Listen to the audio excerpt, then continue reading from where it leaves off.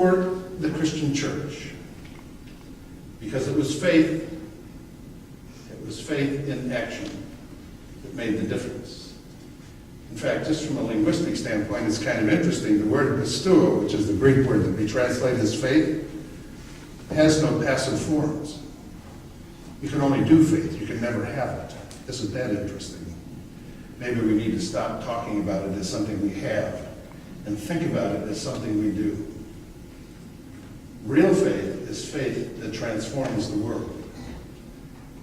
It transforms not just what we are, but who we are.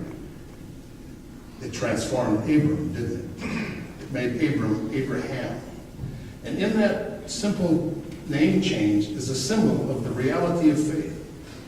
Real faith is transforming. It not only transforms the world in which we live, it transforms us. Which may in fact be why we're so afraid of it. You know, some of us think we've got our lives pretty well organized. We really don't want God mucking around in them. Because we think we know what we're doing. But faith, when it's embraced, in promise, in making vows, always has to issue in transformation. One of the things that we're saying today, we're confirming, receiving people, and we say that sacramentally there was something different about them.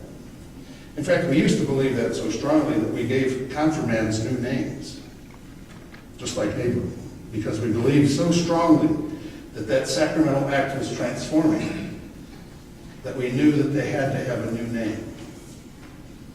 It's a practice, by the way, I think we ought to recover, but nobody's asking my opinion. That's what will happen in that moment. When you see me laying my hands on the heads of those to be confirmed and received, they will become God's new creation. Now they're going to look pretty much the same. They're going to act pretty much the same. Just as 99-year-old Abram acted pretty much the same after the promise. But what we know by faith is that they will be different and that they will be transformed by the grace of God flowing into their lives and out of their lives into the lives of others, and that through them the world will begin to be transformed. You see, that's the end of the promises that you and I are going to make when we renew our baptismal covenant. It changes us, but it's called to change the world, to flow from us into the world.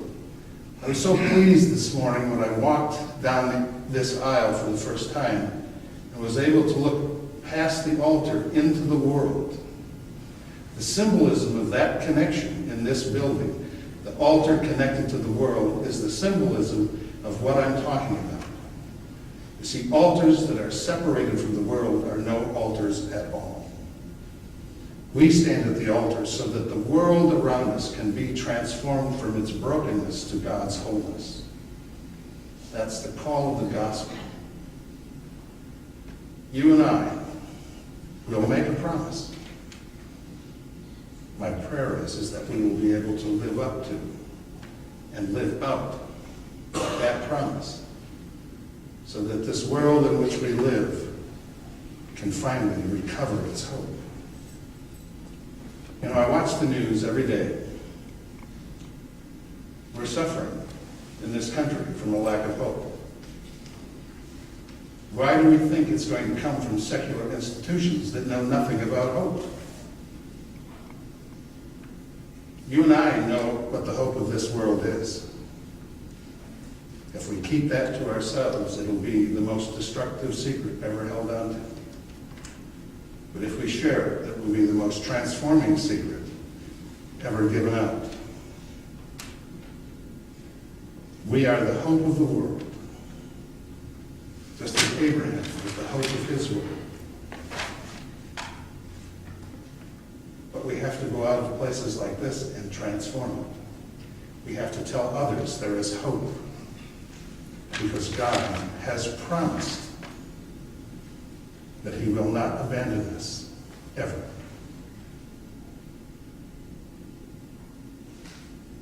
We have to make that real and present where we live.